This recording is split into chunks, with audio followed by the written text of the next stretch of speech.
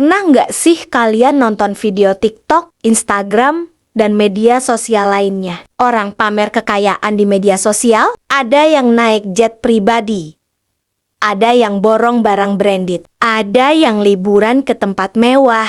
Sebagian orang nonton sebagai hiburan, ada yang termotivasi buat kerja lebih keras. Tapi ada juga yang malah merasa minder atau terjebak dalam khayalan yang ditontonnya. Nah, pertanyaannya, konten seperti ini sebenarnya bagus atau justru berbahaya? Mari kita bahas. Oke, kita bahas sisi positifnya dulu. Percaya atau enggak, video pamer kekayaan bisa memotivasi banyak orang. Bayangin, kalau kamu lihat anak muda sukses di usia 20-an dengan bisnisnya sendiri, bukankah itu bisa bikin kita berpikir, kalau dia bisa, kenapa gue enggak?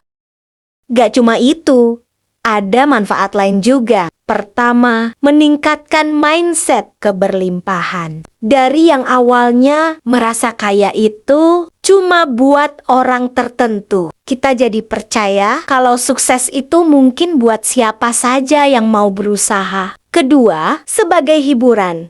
Kadang kita cuma pengen lihat sesuatu yang estetik dan mewah tanpa harus mikir terlalu berat, kayak nonton reality show. 3. Menarik perhatian ke topik bisnis dan keuangan. Banyak kreator yang gak sekadar pamer, tapi juga berbagi wawasan tentang bisnis, investasi, trading, dan cara mengelola uang dengan lebih baik. Jadi, kalau disikapi dengan benar, video-video ini bisa jadi inspirasi buat kita untuk kerja lebih keras dan mencapai impian. Tapi di sisi lain, nggak sedikit orang yang terjebak dalam ilusi. Pernah nggak kalian merasa iri atau membayangkan, suatu hari gue juga bakal hidup kayak gitu? Tapi setelah itu, kalian nggak melakukan apa-apa buat mencapai impian itu. Inilah bahaya terbesar dari konten pamer kekayaan. Pertama, mentalitas kaya instan. Kalau kita cuman fokus ke hasil, akhirnya tanpa lihat prosesnya, kita bisa gampang tergoda skema cepat kaya atau cara-cara nggak realistis buat dapet uang. Kedua, kehilangan rasa syukur. Terlalu sering melihat kehidupan mewah orang lain bisa bikin kita lupa bersyukur sama apa yang kita punya sekarang. 3. Frustasi